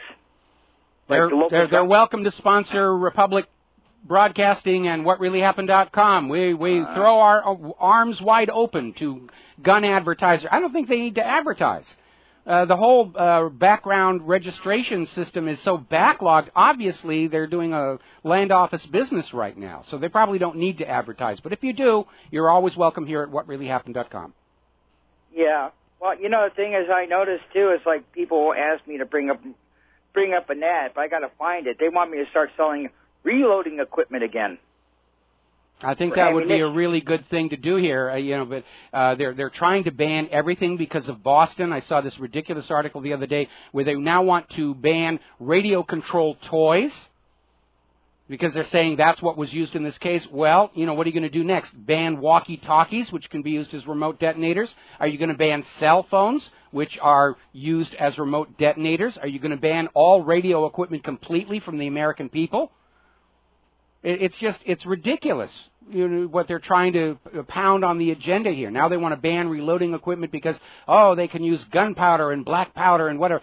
Somebody who really wants to set off a bomb, whether they are CIA or Mossad, it is easy to make explosives. It's very easy to make thermite. You cannot remove this knowledge from the public mind on how to make this stuff. And this idea that you're going to ban radio-controlled toys because of Boston is just absurd. First of all, it's a very healthy industry. One of the few that is still doing kind of so-so okay in the United States. You're going to put all those people out of a job? You're not going to stop somebody who wants to use a radio for nefarious purposes. Exactly. Or banning fiberglass boats so suspects can't hide in them. You know what I mean? It's getting absurd. About gunpowder, Mike, that can be easily produced anywhere. Mm-hmm. You don't have to order it. No. I think that was one of the things. I even heard farmers made gunpowder on the side. Yeah, it's easy enough to make. I think anybody, certainly in my age bracket, anybody who went through high school chemistry, at some point, you play around with some of these materials. And hopefully you keep all of your fingers. But, it is, the materials are known, they're easy to get. Getting back to the issue of thermite, what are you going to do? Ban iron and aluminum from public consumption because of the possibility it could be made into thermite? Yeah, and there's another thing that popped up in the foreign press yesterday in a couple of papers. They were talking about Obama meeting with the Saudi ambassador or the representatives in secret. That was not necessarily about that suspect, but just in case Obama has to hightail it out of the country, that he could be accepted in Saudi Arabia on refugee status like Idi Amin or Mugabe did. One of the two was in Saudi Arabia when they had to get out of Uganda. Well, you could always go down to the Philippines, kind of a quid pro quo, because when Ferdinand Marcos fell from power, his widow came to live here on Oahu. So, there's always a safe haven for these fallen world leaders. But I want to get back to that issue about Saudi Arabia, because now they're trying to claim that Saudi Arabia was behind 9/11. They initially tried to claim Saudi Arabia was connected to the Boston bombing. That one fell flat on its face. And just a reminder, Saudi Arabia, as part of their petrodollar deal with the United States, has invested billions, if not trillions of dollars in the U.S. economy. They are not going to carry out any kind of an action that would allow the U.S. government to simply seize those funds. If Saudi Arabia really wanted to destroy the United States of America, all they have to do is ask for that money back, and it's perfectly legal for them to do so.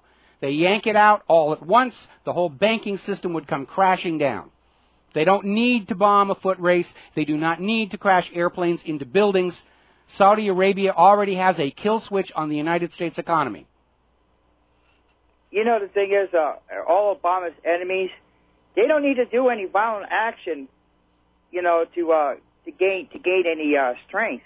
It's because we got nothing to gain to do nothing like that. It's the United States government and the money junkies that need something to gain, and they're not gaining nothing. They're losing more ground more than ever over this Boston attack. Yeah, but they're still out there with the full court press. Like I was saying in hour number one, Unscientific American is out there trying to lump those who don't believe the official story of Boston together with people who think the Apollo moon landings were faked, and there are space aliens being held on ice out in Area 51. And it's classic, propaganda tactic. It's called poisoning the well.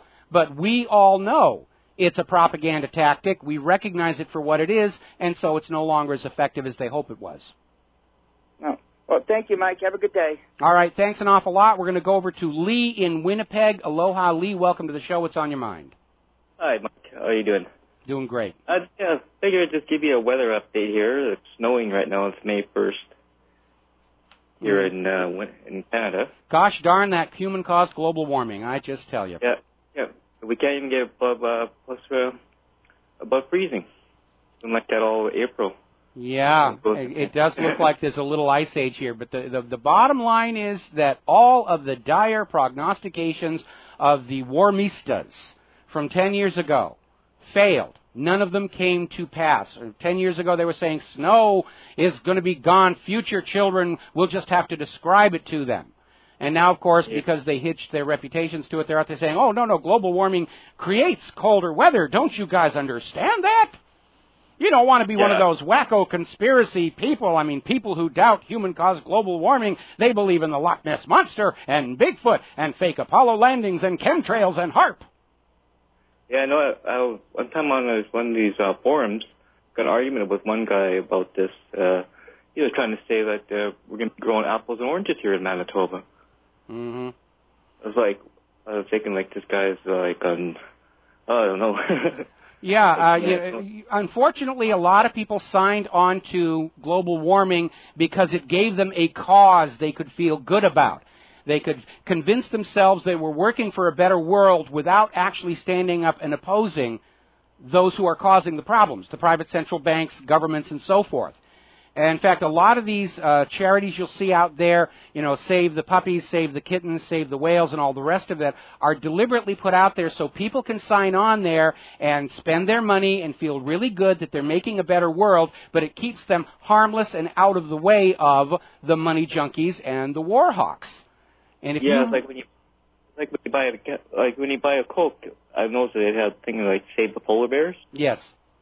It's like there's an overpopulation of those right now. Yeah, they're talking about they're going to have to start killing the polar bears because they're growing in numbers so rapidly. Yeah, no, I have a relative that works up there, up in Churchill.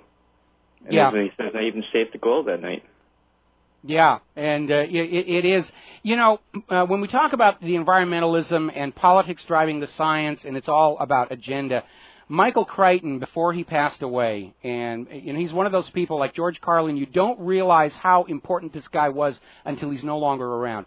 About the same time, he wrote his book, State of Fear, which was all about global warming as a political, financial scam. He did this wonderful lecture about the history of Yellowstone National Park, and he showed how all of these so-called experts, with the very best of intentions, and no real understanding of how it worked, came in with policy after policy after policy that just destroyed the place. And Yellowstone, it looks really beautiful, but these days it is as artificially contrived as something you would find at Disneyland. It doesn't represent nature any longer. And there was no evil corporation behind it. It was all of these self-claimed environmental experts who just didn't understand what they were doing, and with the very best of intentions, they just wrecked the place over and over and over again. The fact that we are dealing with record cold 10 years after all of these experts at Hadley CRU and NASA and NOAA were screaming about global warming proves they don't know what they're talking about. At the most generous, they were wrong, wrong, wrong. Yeah, I know. At the least generous, they signed on to this fraud because it meant funding and media coverage. They got to be famous. They got to be experts and go on the Science Channel and scream about global warming. They literally hoard their science in exchange for a little bit of fame on TV. Yeah, I know, but here you got to pay for air now. Like, you go to a gas station. Yeah. No, they want you to charge. They charge now for air. Well, what they're really charging for is the electricity to run the pump to fill the air tank. They're not really. I noticed it says something about saving the environment or something like that. Okay. I'd love to see a picture of that one. Yeah, maybe I have to take one next time I go there on the way home from work. Okay. I just quickly glanced at it. I was coming home from work. I was just in a hurry to fill out the tires and something about the environment or something like that. But I could have been wrong. I have to read that over again. Yeah, that would be a look at it. I mean, it used to be when we had a healthy economy that water and air was just something gas stations provided as a free service to their customers to keep them coming back. These days, everything is being charged for, and when they charge you for air, they're not charging you for the air, they're charging you for the electricity to run the pumps, to fill the tank, to amortize the cost of the compressor and everything. But again, this idea of an all-inclusive thing about, hey, you're making enough money off of us from the gasoline sales that you can provide some other services, you know, like the squeegee to do your windows and everything with. Of course, I'm old enough to remember when you went to a gas station, they'd come out and squeegee your windows for you. They'd put the air in the tire for you. They'd put the water in the radiator for you. You didn't have to get out of your car. And those days are definitely gone. Gas here. Price gas here is like a killer up here. Oh, yeah. We're up to about $4.60 a gallon here in Hawaii. I think we go by liters. I think it's like $1.22 a liter. Well, I'll have to get out my slide rule and calculate the equivalence on that one here. I'm giving my age away. There's slide rules. Okay. I was going to say, no, I still couldn't believe what they did in Boston with the martial law thing. Yeah, and now they're doing it again, looking for the this 9-year-old girl got murdered, and they're doing a shelter-in-place and a house-to-house search for the killer. And so far, I don't think they've actually found anything yet. Well, it's just getting people used to that idea. And like I said, it's going to end up like the movie The Fifth Element, Bruce Willis movie, science fiction. It's a fun movie. If you haven't seen it, you need to go out and catch it. Where everywhere you go, there are these yellow dots on the wall, and when the police announce this is a police emergency, everybody has to put their hands on those yellow dots and freeze, or the police will just shoot you on sight because you're obviously a terrorist if you won't put your hands. We have gun control here in Canada. You know, it doesn't even help. Like there's we've got biker wars and drug wars. Oh, yeah, the gun control disarms the law-abiding. The criminals get more guns. They steal them from the cops. They steal them from the gun stores. The gun control is about people control. Right now, our government, and probably the Canadian government as well, now that they're sort of falling under the spell of Israel, our government is absolutely terrified of the American people. We've been pushed to the point where we're going to dig in our heels and say no more. We don't want to be forced to take vaccines. We don't want to be dependent on a private central bank for our money. We don't want to be dependent on the government for our food stamps. We want to be independent, which means you, the government, go away. Same thing that's going on in Spain right now. Huge riots around there. They're telling the government, you're fired, you're fired, you're fired. Get the heck out. Yeah, I was going to ask you about that UN. They got that. Are they going to for hunting licenses and stuff like that for people that go hunting? I'm sorry, your phone connection is breaking up on me. You're saying the United Nations now wants to be in charge of issuing hunting licenses around the world? Gun control thing. Oh, it's another gun control thing, yeah. Yeah. I was just wondering if that was, most countries now got banned the guns. And I'm just wondering if that's going to mean like they're going to take every gun. Well, I think they'd like to, but then, you know, there's kind of this weird double standard. If guns are so bad, why is the U.S. government, you know, handing so many of them out around the world right now? It's kind of a double, you know, it's good for the Syrian rebels to have guns to use against their government, but bad for the American people to have guns to potentially use against their government. It's another one of these double standards. I got to let you go here. Your phone connection is cutting in and out, and I'm having a hard time understanding you. We're coming up on the last commercial break and the last segment of our show today, so we're going to be coming back from this commercial break to do a little bit of a wrap-up. And again, the corporate media is still just going nutso about Boston, Boston, Boston. These kids took a backpack and a laptop, and that's obstruction of justice. And it's just another lame excuse to keep Boston in front of everybody. I'm starting to think they're conditizing us with Boston, and it's not working. It's not working. Aloha, America. Welcome back to our show here. And the corporate media is still going on and on about these three friends of Dzhokhar Tsarnaev who have been arrested and charged with obstruction of justice. Apparently, these kids had the backpack full of fireworks, which tells us the earlier story that Tamerlan went up to this store in New Hampshire, fireworks store, and bought the fireworks used to make the bombs. Obviously cannot be true because now they've got the fireworks. And I've had a couple of listeners write in to say that what might actually be happening, and the reason they're making such a big deal about this is these are close friends of Dzhokhar Tsarnaev, and we know the corporate media, in their effort to try and keep this story before the eyes of America, they're talking to everybody.